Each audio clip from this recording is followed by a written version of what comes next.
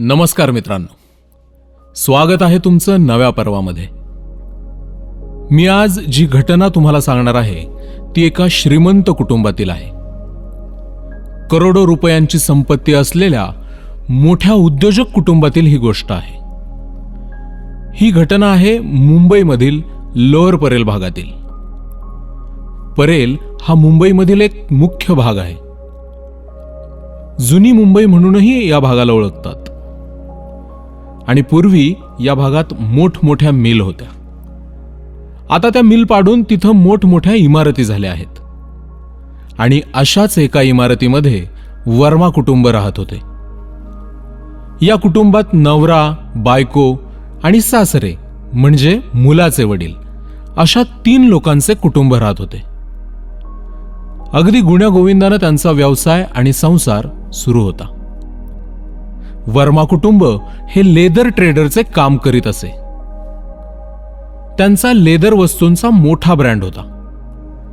हे कुटुंब आनंदात आहे असं सर्वांना दिसत असलं तरी त्या कुटुंबात एक अशी गोष्ट घडत होती, ती त्या घराच्या भिंतीच्या आतच होती. बाहेर कोणाला समजत नव्हतं.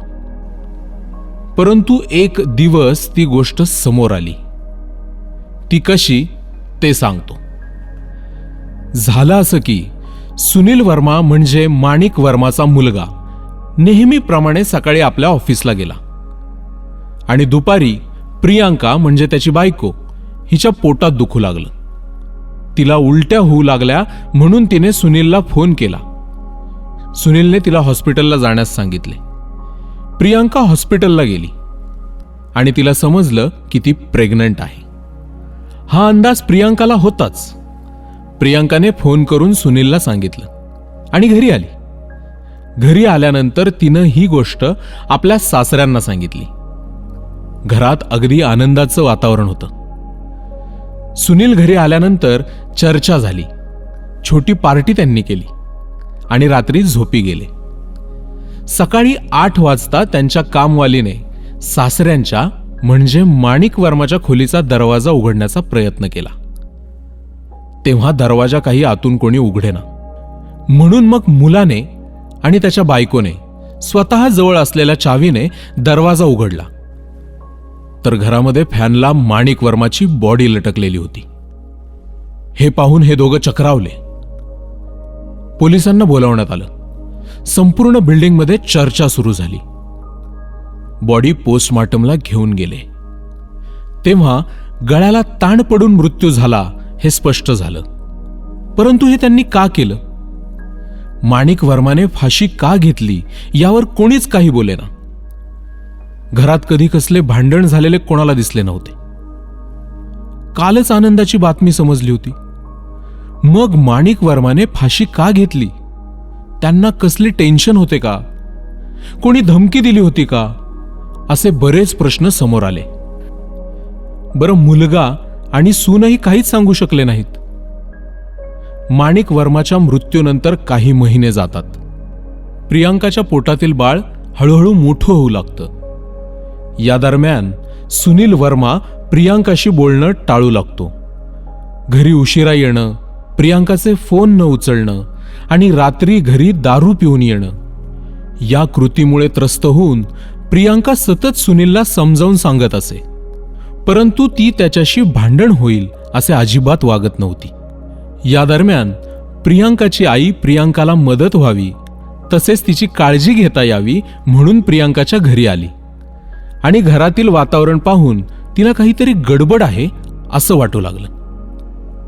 आता साहजिक आहे की आपली मुलगी आई होणार आहे आणि तिचा नवरा तिच्याशी बोलतच नाही. रात्री उशिरा येतो, दिवसभर ऑफिसला असतो, कोणाशीच बोलत नाही. म्हणून मग प्रियांकाची आई सुनीलला विचारते, काही प्रॉब्लेम आहे का तुम्हाला? काही मदत वगैरे हवी आहे का? तुम्हाला कसला त्रास आहे का? यावर सुनील अगदी शांतपणे त्यांना उत्तर देतो, हे प्रश्न तुम्ही तुमच्या मुलीला विचारा. ती सगळं नीट आणि सविस्तर सांगेल. तिच्याकडून ऐकलं तर तुम्हालाही बरं वाटेल. असं म्हणून सुनील ऑफिसला निघून जातो. पण आता प्रियांकाच्या आईच्या मनामध्ये प्रचंड प्रश्न निर्माण होऊ लागले. तिने न राहून प्रियांकाला विचारपूस करण्यास सुरुवात केली. तिला सांगितलं की तुझा नवरा म्हणतोय तुला सगळं माहीत आहे, जे काही घडलंय ते तिला विचारा म्हणतोय, तू मला सांग काय प्रॉब्लेम आहे. तेव्हा प्रियांकाचा चेहरा चांगलाच उतरतो. तिला अक्षरशः घाम फुटू लागतो. तिच्या मनात सेकंदात कित्येक गोष्टी फिरू लागतात. कारण झालंच तसं होतं. घटनाच तितकी गंभीर होती. खरं तर घडलं असं होतं की प्रियांकाला माहीत होतं तिच्या सासऱ्यांनी फाशी का घेतली आणि त्या उत्तराचा धागा सुनीलला समजला असावा आणि त्यामुळेच सुनील असा वागत आहे हे प्रियांकाच्या लक्षात आलं. परंतु प्रियांकाने आपल्या आईला खोटं सांगितलं की सुनीलला वाटतं की आपल्या नातवाचा चेहरा तरी त्यांनी पाहायचा होता. असं संपून काय मिळालं त्यांना, म्हणून ते दुःखी आहेत. हे ऐकून सासूही सुनीलला काही दिवस न बोलण्याचं ठरवते. पुढे काही दिवसांनी प्रियांकाला हॉस्पिटलमध्ये ऍडमिट केलं आणि तिला मुलगा झाला. परंतु सुनील काही हॉस्पिटलमध्ये भेटायला एकदाही आला नाही. म्हणून सासूने सुनीलला फोन केला आणि बोलू लागली, तुमचा मुलगा आहे, तुम्हाला मुलगा झाला, तरी तुम्ही हॉस्पिटलला भेटायला येत नाहीत. त्यावर सुनील फक्त एक वाक्य बोलला आणि सगळं क्षणात उघडकीस आलं.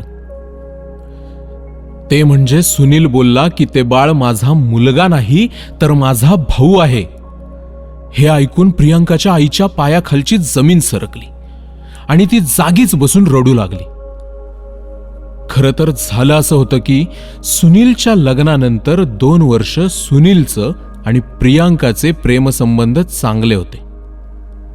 परंतु त्यांना काही मूल होत नव्हतं. म्हणून सुनीलने त्याची मेडिकल तपासणी केली होती. तर त्यामध्ये सुनीलमध्येच दोष आढळला.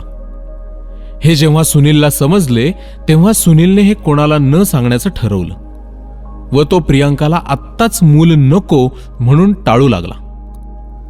परंतु काही दिवसांनी त्यांच्यात शारीरिक संबंध कमी होत गेले. परंतु घरामध्ये दिवसभर सासरे आणि प्रियांकाच असायची. त्यांच्यात काही दिवसांनी शारीरिक संबंध येऊ लागले. हे देखील सुनीलला त्यांच्या घरातील हालचालींवरून दिसून आलं होतं. परंतु तो त्यांना काही बोलत नव्हता. प्रियांका आणि माणिक वर्मामध्ये संबंध सुरू आहेत हे समजल्यावर त्यानं आपल्या बेडरूममध्ये एक हिडन कॅमेराही लावला.